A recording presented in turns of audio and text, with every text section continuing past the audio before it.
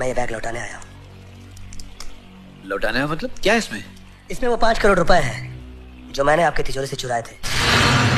चुराए? नहीं, जरूरत पड़ गई होगी, तुमने निकाल लिए होंगे, अभी लौटाने आए हो। तुम और चोरी करो, ऐसा कभी नहीं हो सकता। इतना विश्वास है मुझे तुम पर। मुझ पर आपका विश्वास गलत है सेठ जी, क्योंकि रुपए मैंने निकाले नहीं। यही मेरा पेशा है। मैं एक फ्रॉड हूं, उठाई गिरा। मैं कोई अमेरिका से आया हुआ एनआरआई नहीं हूं। एनआरआई तो वो है राजू पटेल, जिसकी जिंदगी बर्बाद करके मैं आपके घर में घुस गया। ऐसे अनगिनत कारनामे हैं मेरे जिनकी वजह से नासिक जेल के रजिस्टर भरे पड़े हुए हैं। मैं तो इस घर में एक बहुत बड़ा हाथ मारने के इरादे से घुसा था। लूट के कंगाल कर देना चाहता था मैं आपको। अरे लूटने में कौन सी कसर रखी मियां? भरोसे को लूटा, इज्जत को रुसवा किया, प्यार को बदनाम कर दिया। इस घर में खुशियों की शनाइयां बज रही थी, उनको मातम में बदल दिया, रुसवा कर दिया सारे बिरादरी के सामने मेरे सेठ को। सेठ जी आप क्या देख रहे हैं? बुलाइए पुलिस को और इस बहरूपिये को जेल के सलाखों के पीछे धकेल दीजिए। नहीं फिदा, अगर यही सब कुछ करना होता तो ये मैंने उसी दिन कर दिया जिस दिन इसने मेरे घर में पहला कदम रखा था। मैं समझा नहीं। तुम समझोगे भी नहीं फिदा हुसैन। इस धनेश्वर प्रसाद ने टिंके से ताज का सफर यूं ही तय नहीं किया है। इंसान का चेहरा देखकर उसके दिल का हाल बता सकता है, और इसने तो अपनी हरकतों से पहले दिन ही अपनी असलियत का पता बता दिया था। मगर फिर भी मैं खामोश रहा। मेरी असलियत जानने के बावजूद अपने घर में रखा। हाँ, उसमें मेरे ही स्वार्थ था, क्योंकि जिस बाप की 4 जवान बेटियां बिन ब्याहे घर में बैठी रहें, उस बाप की मिसाल उस लाश की तरह होती है जिसको न जलाया जा सकता है न दफनाया जा सकता है। और इस दुख की आग में मैं बहुत जला हूं बेटा, बहुत। लेकिन तुमसे मिलने के बाद मुझे ऐसा लगा जैसे लोहा लोहे को काटता है, जहर जहर को मारता है। तुम ही हो जो मेरी सर चढ़ी बेटियों को सुधार सकते हो। और तुमने मेरी शक्ति को विश्वास उस दिन दिया जिस दिन तुमने दुर्गा को सुधार दिया। मैं चाहता तो तुम दोनों की शादी करा सकता था, लेकिन तुम्हारी वजह से मेरा लालच और बढ़ गया। कुंडली का बहाना बनाकर तुम्हारे मामा से झूठ कहा कि अगर शादी होगी तो चारों के साथ में होगी, वरना किसी की नहीं हो सकती। वो झूठ काम कर गया। पर आज मेरी चारों बेटियां दुल्हन बनकर मंडप में बैठी हैं, ये तुम्हारी वजह से, सिर्फ तुम्हारी वजह से। तुम कौन हो, क्या थे, क्या करते हो, इससे मुझे कोई लेना देना नहीं है।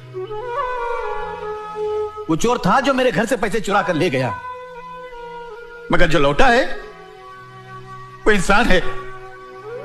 और इसके बारे में मैं सर उठाकर सारी दुनिया से कह सकता हूं कि ये मेरा दामाद है, ये मेरा दामाद है।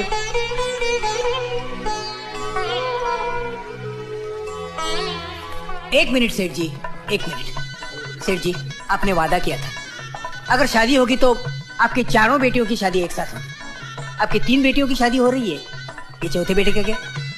अंकल जी, मैं भी सुधर गया हूँ और मामा जी भी बदल गए ससुर जी, आई मीन सेठ जी।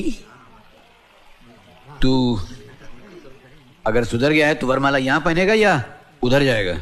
जाऊं? तो जा। चलिए पंडित जी, शुरू कीजिए। मैं ये शादी नहीं करूंगी। ये तू क्या करी बेटी? आप क्या समझते हैं? बाप होने के नाते आपने फैसला कर दिया और बेटी होने के नाते मैं उसे मान लूंगी। ये मेरी जिंदगी का सवाल है और अपनी जिंदगी का फैसला करने का हक सिर्फ मुझे है। तो क्या चाहिए तुझे? मैं शादी सिर्फ एक शर्त पर करूंगी। क्या? अगर ये वादा करे कि जिंदगी भर चोरों का गुलाम बनकर रहे। नहीं, मेरा हंसने का मतलब क्या है ने कि शादी के बाद में ना बादशाह बन के वही रह सकता है ने जो जोरू का गुलाम बन के रहे। ये देखो। लेकिन ना मेरा जोरू का गुलाम बनने का चांस ही नहीं है। क्यों? लेकिन तेरे को खुश करने के लिए कभी कभी ट्राई करूंगा। आज तक हम लोगों ने सिर्फ लोगों को ठगा, मगर कभी किसी के विश्वास को नहीं ठगा। दुर्गा प्यार करती है मुझसे, मैं भी प्यार करता हूँ उससे। मैं उसके जज्बात को ठेस नहीं पहुंचा सकता। और उस भले मानस के बारे में सोचो जिसने मेहमान समझ के हमें अपने घर रख लिया। उसे जब पता लगेगा कि हम सिर्फ चोर निकले तो उसके दिल पे क्या गुजरेगी? कोई हम पे मेहरबानियां करे और उसके बदले में हम उससे शर्मिंदगियां देते। इतने बुरे भी नहीं है हम। मैं ये पैसा ले जाकर सेठ जी को लौटा दूंगा और आज उन्हें अपनी असलियत भी बता दूंगा। दिमाग खराब है तेरा? राजा हरिश्चंद्र का भूत सवार है तेरे पे। सच बोलने का अंजाम पता है क्या होगा? बूढ़ा हमको 400 केस में अंदर करवा देगा।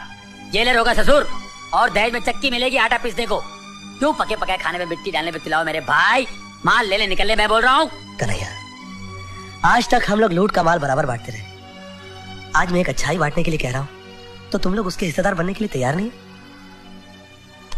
एक दोस्त होने के नाते मैं सारा इल्जाम अपने सर लेकर चला जाऊंगा और उसके बाद तुम लोग एक नई जिंदगी की शुरुआत करना। एक मिनट भांजे, एक मुझे मिनट। रोकने की कोशिश मत करो मामा, तुम्हारी किसी बात का मुझ पर असर नहीं होने वाला। अरे वो तो देख ही रहा हूँ भांजे, जिंदगी भर का रिश्ता एक झटके में तोड़ के तू जा रहा है, लेकिन तेरे माथे पे एक शिकन तक नहीं है। इतना सा था रे तू, इतना सा था।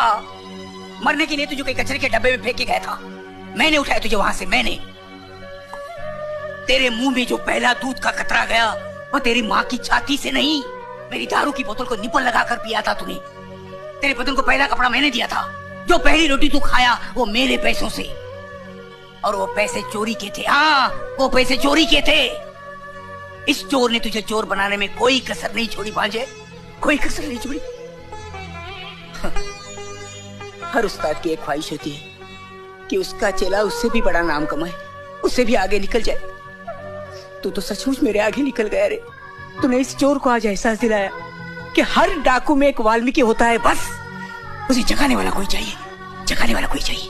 और तेरे अंदर की जागृता दुर्गा के प्यार और सेठ जी के विश्वास ने दिलाई है। जब तू बाहर चोरी करने निकलता था मेरे पैर छूता था, लेकिन आज मेरा जी करता है कि तुझे सलाम करूं भांजे, तुझे सलाम करूं। जा भांजे जा, सब कुछ बता दे सेठ जी को। मामा, तुझे अगर सजा हुई ना तो 10 साल की हो या 100 साल की, साथ में भांजे, मैं तेरे साथ हूं। जा भांजे।